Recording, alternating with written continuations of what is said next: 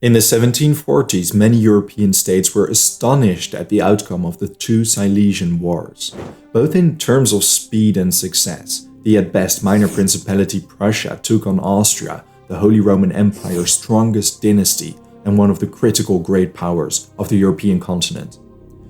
Prussia was one of the many German principalities. It wasn't the wealthiest, it certainly didn't have the most resources, and its disjointed territories did not hint at it becoming more than a historical footnote of the Holy Roman Empire. The success also made it a prime target for its enemies, who had not forgotten nor forgiven Prussia, and especially its King Frederick's conduct. He began a war without a legitimate cause, abandoned alliances whenever he saw fit, and betrayed the Habsburg monarchy several times, suing for peace, but not adhering to it whatsoever. At any rate, he was a gambler. Fortunately for him, in case of Silesia, it had paid off, and through this conduct, Prussia defeated Austria. However, Prussia's victory wasn't necessarily the result of great strategic insight and resolute leadership, at least not initially. Frederick's father, Frederick William, the Soldier King, spent his entire reign augmenting and expanding the Prussian infantry. When he passed away in 1740, his son inherited a relatively enormous, well-disciplined and well-drilled army. In battle, the Prussian infantry proved superior to the Austrians and Saxons. Their skill compensated for Frederick's initial lackluster command of battle. For example, during the April 1741 Battle of Mollwitz, the Prussians were put on the back foot, and Frederick's general, von Schwerin, recommended the king to flee the battlefield, which he promptly did. It was only thanks to the relentless advance of the Prussian infantry in the face of adversity that the Prussians came out on top.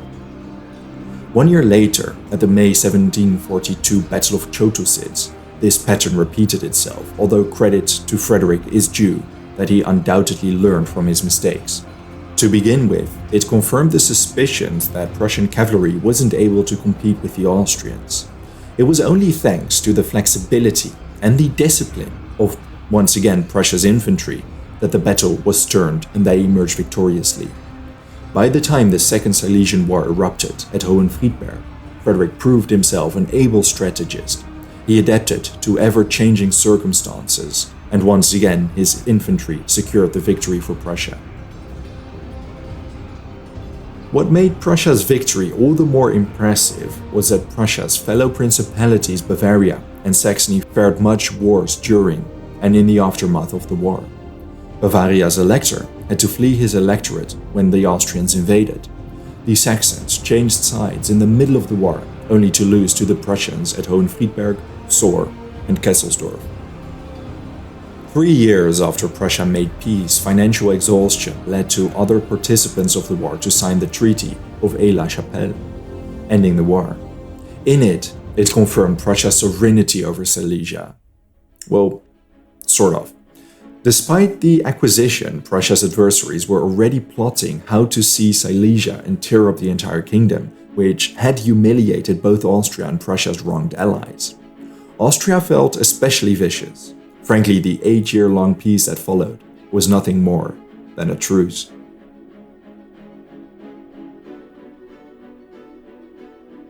Destroying Prussia became the foremost objective of the Habsburg monarchy. This anger is understandable if we consider Silesia's qualities. Thanks to its well-developed agricultural and textile industrial infrastructure, its abundance of resources and minerals, and its size, nearly 1/3 of the size of England, it was a significant loss. Relatively speaking, Silesia contributed the most to the Habsburg monarchy's coffers, around 25%. Its 1.1 million inhabitants added 1/3 to Prussia's population, and thus conscriptable men. Under Prussian rule, the province contributed nearly half of the crown's revenue, not to mention its strategic geographic value. Its loss caused the Habsburg monarchy to lose its influence in northern Germany, while Prussia gained a springboard to Prague and even Vienna. In addition, the many fortresses were robust and welcomed frontier defense. I won't go into too much detail, but the sources in the description offer a very detailed account of Austria's reorientation of foreign policy in the aftermath of the war. Christopher Clark provides a neat overview.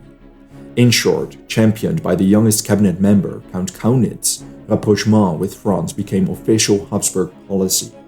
Kaunitz argued that despite Austria's traditional enemy being France, and its traditional ally being Britain, this should be reversed now that it became clear the objectives of Britain as a maritime power were too distinct from continental Austria's. Additionally, the multilingual nature of the empire was a weakness, and the Habsburgs should focus on the German lands. Kaunitz's proposal was twice as long as the proposals of the other ministers combined, and he was on his own. The proposal was controversial, bold, and radical, but Maria Theresa decided to embrace it nonetheless. Kaunitz rose through the ranks during the following years, becoming Austria's ambassador to Versailles and becoming the Habsburg monarchy's state chancellor in 1753. He preoccupied himself with smoothing things over with their traditional enemy, France, and he did, successfully. The Habsburg monarchy also found a sympathetic Russia, whose Tsarina Elizabeth and her advisors were alarmed by the sudden rapid rise of Prussia, especially its potential expansion in the Baltic, using the Duchy of Prussia as a springboard, wasn't sitting well with them. 2 years before the war ended, Prussia had already signed an alliance with Austria, explicitly mentioning how the Hohenzollern monarchy was to be partitioned in case of its defeat. King August of Poland, doubling as Saxony's elector, also continued his alliance with Austria. Sweden too eagerly joined the Habsburgs, for they stood to regain Pomerania in northern Germany. Militarily, Austria enjoyed multiple reforms. The most striking and essential for the 7 Years' War is its reform in artillery. The Austrian Prince Joseph Wendel von Liechtenstein personally financed a radical improvement of the artillery wing of the Habsburg army. When they saw combat again in 1756, their adversaries definitely noticed it was not the same Austrian army they faced during the Silesian Wars.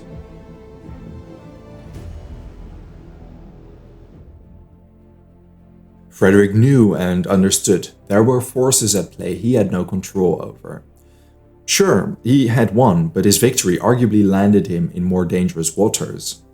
Before the ink of the peace treaty was dry, he already began preparing for the next war, dryly remarking, "The ant amasses in summer what it consumes in winter."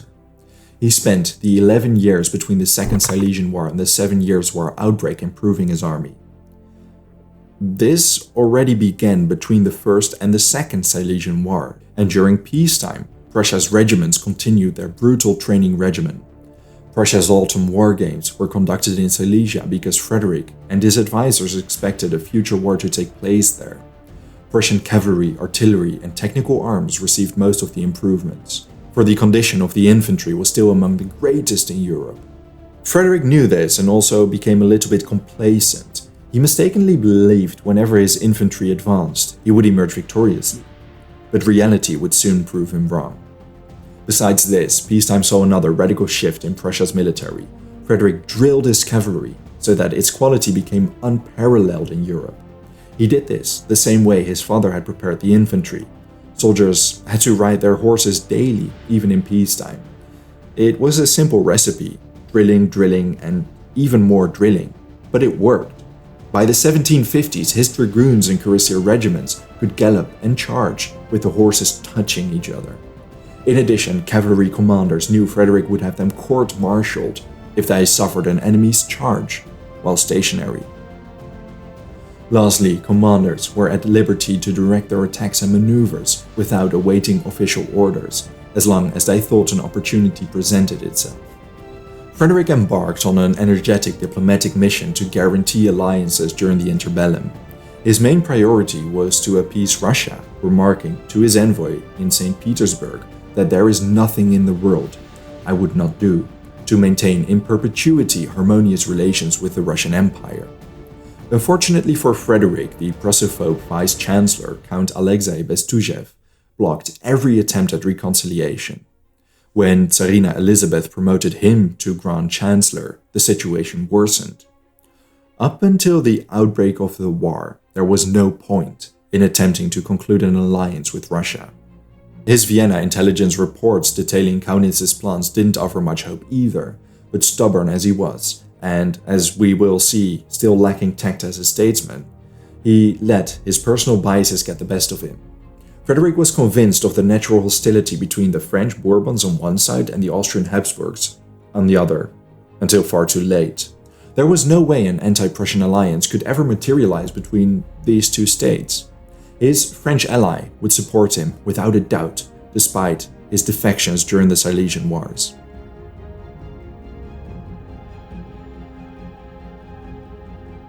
Meanwhile, around the world things were heating up between England and France. Their skirmishes in the New World, India, Africa, and the Caribbean caused massive shockwaves which continental Europe would feel for years to come.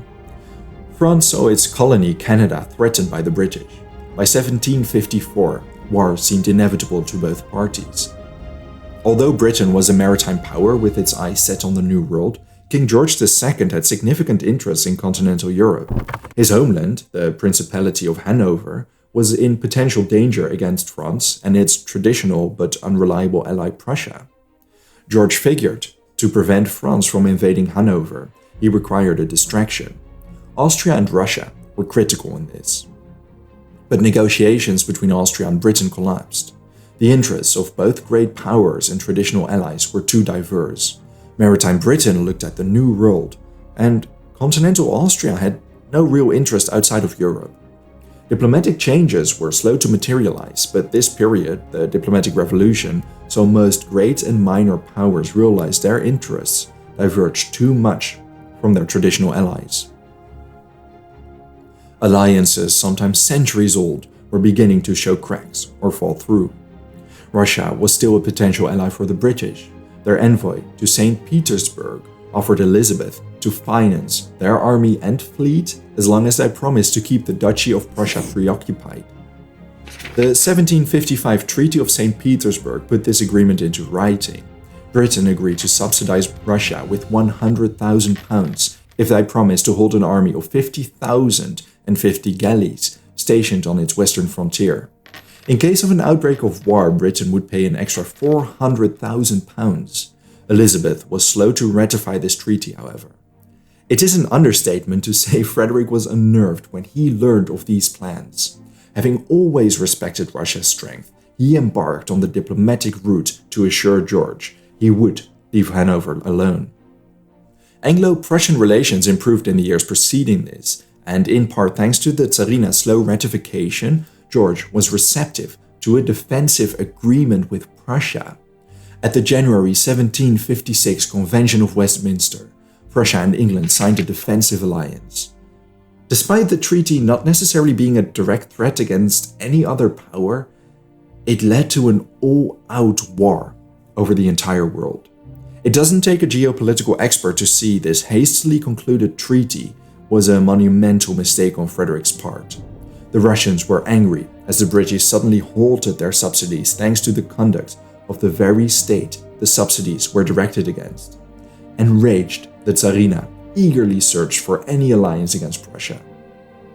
Betraying the French for so many times and even joining a pact against his former ally, well, it was considered a cardinal sin. The anti-Prussian sentiment at Versailles increased, and Louis XV refused to listen to anyone who did not hate Prussia and its king. With the Habsburg attempts to reconcile their relationship with Versailles, Frederick's acts were the final push France required to consider Austria as its ally. Things moved very rapidly. 3 months after signing the Treaty of Westminster, France signed a defensive alliance with Austria. Both parties promised each other significant military aid in the event of an attack against one of them. Russia obviously learned of this and happily joined them, becoming the leading proponent of an all-out war. Prussia was, quite literally, encircled. Now, the Triple Alliance of Austria, France and Russia agreed that they would reduce Prussia to the Margravate of Brandenburg. They would share the rest of the territory among them. These aims weren't too ambitious, considering it was 3 great powers facing a much smaller, not real great power. Britain's theaters of war were on the other side of the world, and there lay Frederick's Prussia, isolated in Central Europe, surrounded by 3 enemies. And each of these enemies had a bigger army than Prussia had. War was returning to Europe, and everyone knew it. This video is an epilogue on my series on the first 2 Silesian Wars. After these events, the 7 Years' War broke out, which will be covered from the Battle of Lobositz all the way to the end Thank you very much for watching this video and the entire documentary about the first two Silesian Wars. I'm really looking forward on covering the 7 Years' War in detail. I would also really like to thank all my patrons and channel members for their generous support. If you enjoy House of History and you want to support my work, please consider joining me on Patreon. For just $1 a month, you already gain early access to my videos, your name will be at the end of the video, and you will be supporting my work and ensuring that I can continue with these feature-length documentaries and in-detail battle analysis. Don't forget to subscribe. See you next time.